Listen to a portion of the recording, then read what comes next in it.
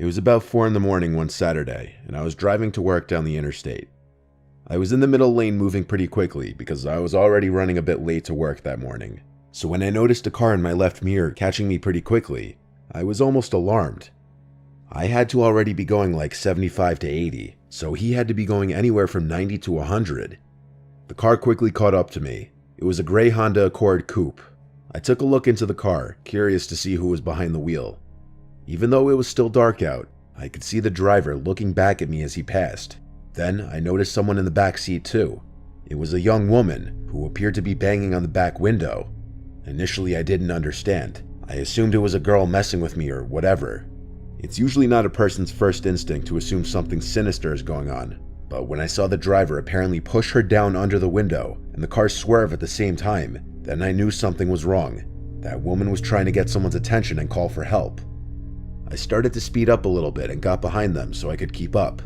I could see the driver continuously reach into the back of the car with a swinging motion. He looked to be hitting her. I could see her arms flailing in the back of the car. I was in complete shock.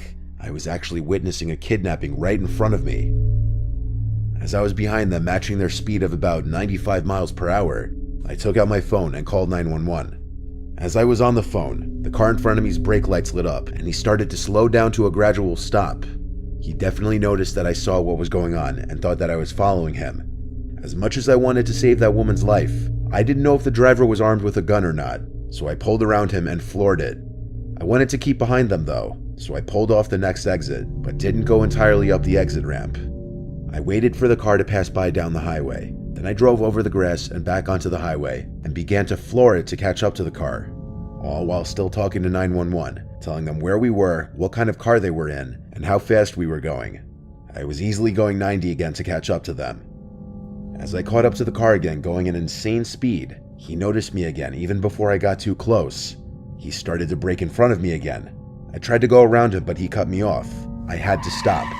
He got out from his car and started running towards my car with something in his hand. And in a panic, I threw the car in reverse until he stopped chasing me.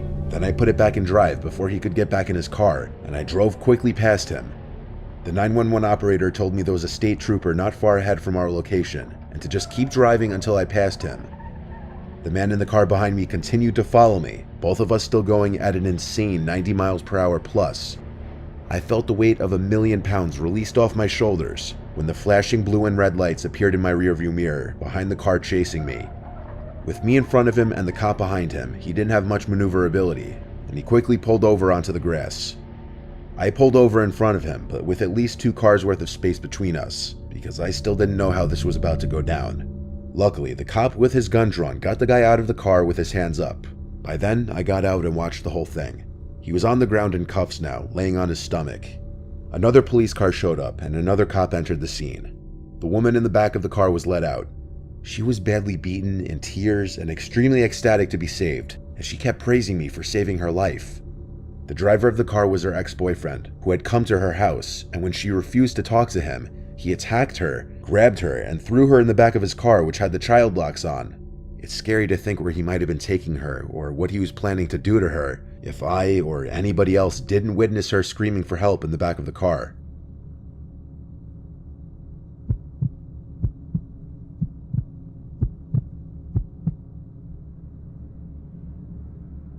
I made a trip to visit Boston to support a family member who was running the Boston Marathon. I was driving from Chicago to Massachusetts and had to take Route 20, possibly the longest highway in the United States. I don't much like flying, so I decided to start driving around 3 p.m. after work.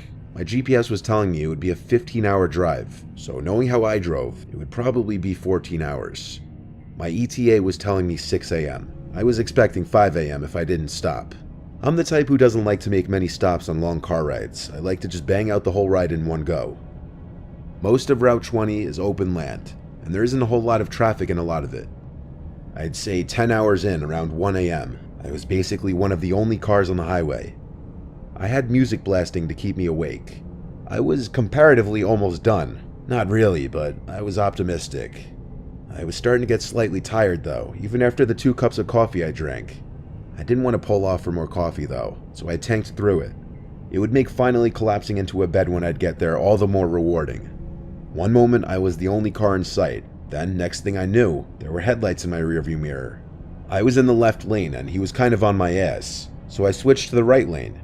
He sped up a bit, passed by me, then for some reason slowed to match my speed just as my front bumper aligned with his rear bumper. Then he just matched my speed for the longest time. I started to speed up to pass him. As soon as I got in front of him, he turned into my lane behind me, so close it almost looked like he was going to clip my car. I had no choice but to speed up even more to get him off my ass. I wasn't looking to be the victim of a road rage incident, not at this hour especially. As I sped up, so did he. I switched into the left lane, and so did he. Now I knew something was wrong. Couldn't be an unmarked cop, it was some old ratty pickup truck. The truck started to flash its lights behind me. I didn't slow down. I was honestly afraid, because I had never experienced anything on the road like this. I kept driving, stepping on the gas just a bit to increase my speed 5 to 10 miles per hour, hoping to pass a cop or any other cars for that matter. But I couldn't see another set of taillights as far as the eye could see. Just the very seldom cars zooming past on the other side of the highway. The pickup truck behind me then switched lanes and floored it. I heard the aggressive roar of his truck's engine passing me. He cut in front of me, then he started to brake. I tried to swerve around him, but he kept blocking me. I was forced to stomp on the brakes too. I started to honk because it's all I could do. As we slowed, the man in front of me put on his hazards and started waving his arm out the window, signaling for me to pull to the side of the road. I obviously didn't listen. I took the chance to quickly pull around him as he started pulling onto the grass, and then I floored it. My sedan could easily escape his pickup truck, but I hit 100 and he was still not far behind me. I got off the highway at the first exit. I stopped at the red light at the end of the exit ramp, not expecting him to still be behind me, but they were. The pickup truck's headlights pulled up behind me, then the truck pulled up to the red light next to me. I looked to my left at the truck, and the window rolled down. Inside were 3 people, I'd assume men, wearing vendetta masks. They all looked at me, trying to scare me, I'm sure. But it worked. I blew the red light onto the main road, and finally there were at least other cars around. The pickup truck finally stopped following me. At a certain point, I was scared I was going to be killed. It was more than just a road rage incident. I didn't get the plate number. In fact, I don't even remember seeing a plate on that truck. All I know is it was some 90s black pickup truck. After that, I parked in a Walmart parking lot and fell asleep. I woke up around 8 and finished the drive. I told my family about the incident, and I warn everybody to be careful when driving late at night.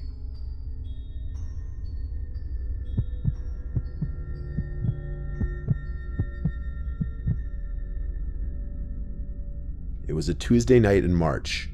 I was driving back from a friend's house in the city, a trek that would take me about an hour in decent weather, but a deep fog had set in on the long, lonely highway.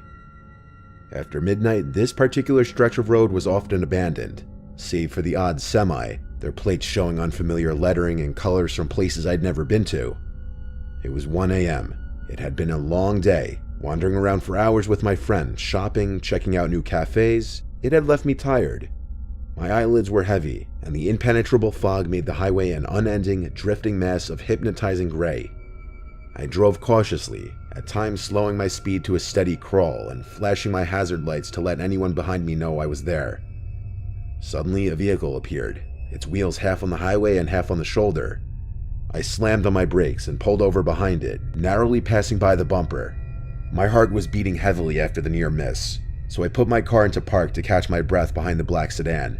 I watched as the car began slowly rolling forward off the road, so it was fully parked on the shoulder. The car sat for a moment, then the driver's side window rolled down. An arm appeared and did a waving motion to pull over. At this point, the adrenaline from the sudden stop was still pumping through my body, and it made sense to move further off the road. I followed the car as it took a slight turn onto a side road. It came to a stop and the driver's side door opened. The driver walked towards me through the fog, a tall, lean guy wearing a black winter jacket and jeans. He looked younger, 30-ish, and he was smiling as he approached my car, illuminated by my headlights. I rolled down my window a crack, thinking maybe he was coming up to apologize for his unsafe parking. He got to my window and then motioned for me to roll it down further. I shook my head no, feeling uneasy, and told him I would be able to hear him. He asked where I was heading, and I said home. He said the fog wasn't supposed to let up anytime soon and that it wasn't safe to drive in. I let him know I was okay with it. He raised his eyebrows and asked why I pulled over then. I didn't want to start anything with this man, so I lied and said I had gotten a phone call and needed to pull over to answer it. He smirked, and it felt like he could tell I was lying. He said he lived with his wife and son just down the road, about 5 minutes, if I wanted to wait it out. I shook my head again, but he wasn't taking no for an answer. He tried to scare me, saying how it's 10 times more likely for me to die in a car crash when it's foggy, and that I looked tired and I should really think of my family before getting back on the road. I held my ground. He was getting angry. He began looking back at his car, and I saw someone move in the passenger seat I hadn't seen before.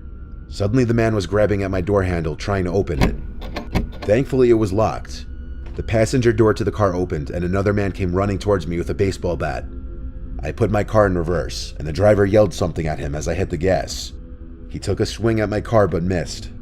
Luckily I hadn't pulled too far off the highway, but it was hard to tell where this road ended and the highway began as I backed up in the heavy fog.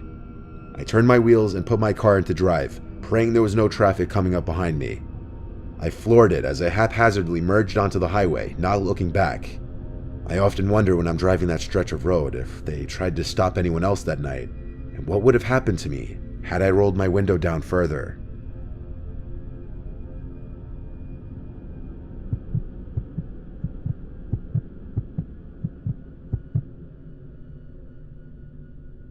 Scary things can happen on the road at night. Nighttime is when the creeps and weirdos come out, so you have to be extra careful. This was in 2020, right around when COVID started. I would often work overnight shifts at a hospital. My hours would be all over the place. I would always take the same route home, a parkway that I take 10 miles north to my town. It's never a busy parkway, even during the daytime, so at night, I'm almost always completely alone on the road, and COVID just made it even more of a ghost town. I never even see any state police at night either. Usually this is convenient for me as I get home quicker without any slow drivers around me. It was one night I was driving home in the middle of the night, or rather early hours of the morning. I see a red flashing SOS light stand perched up on the side of the road. As it's shown, it would light up the taillights of the car parked on the side of the road. Clearly someone was in need of assistance, and I was, I guess, in a good mood that night, so I pulled over in front of the car. As I passed the car, I saw a man waving his arms in the air. I put my hazards on and stepped out of my car to approach the man. Based on his skin tone and slight accent, he was a Hispanic man. Due to the COVID mask he was wearing, though, I couldn't gauge how old he was, but if I had to guess, I'd say late 20s, early 30s. I asked him what the problem was. He said his battery died after he stayed pulled over for too long. I asked him if he had jumper cables, because I did not. He said no. I didn't really know how else I could be of assistance other than offering him a ride, but then he asked if he could borrow my cell phone. He said his phone died too. I wasn't eager to hand this stranger on the side of the road my phone, but I did. I unlocked it for him and opened the phone app. He proceeded to call someone, then slowly walked away as he started to talk into the phone. His car door was open though, so I kind of decided to just take it upon myself to sit in the front seat and try turning the car on myself. And sure enough, the keys were in the ignition still. I turned the key one click to the right, and to my surprise, the battery turned on. I tried turning the hazards on. They worked. I turned the radio on, and it worked. So I then turned the key once more to the right to start the car now, and it started on the first try. I didn't have enough time to think about how I might have just walked into a trap, because as soon as the car turned on, I felt two arms wrap around my throat trying to choke me. I heard a voice yelling from outside, "Hey, hey," over and over. It was the guy with my phone. I broke out of the person in the back seat's grip pretty easily. I looked at him, and it was a young teenage kid in the back seat. The man with my phone was running back towards his car, screaming at me. I picked flight over fight and ran back to my car and got out of there as soon as the car was on. And I swear to God, I heard a loud pop from outside that I found out moments later was a gunshot. My rear windshield had a hole in it, along with multiple cracks surrounding the hole. I couldn't call police until I got home since that guy still had my phone.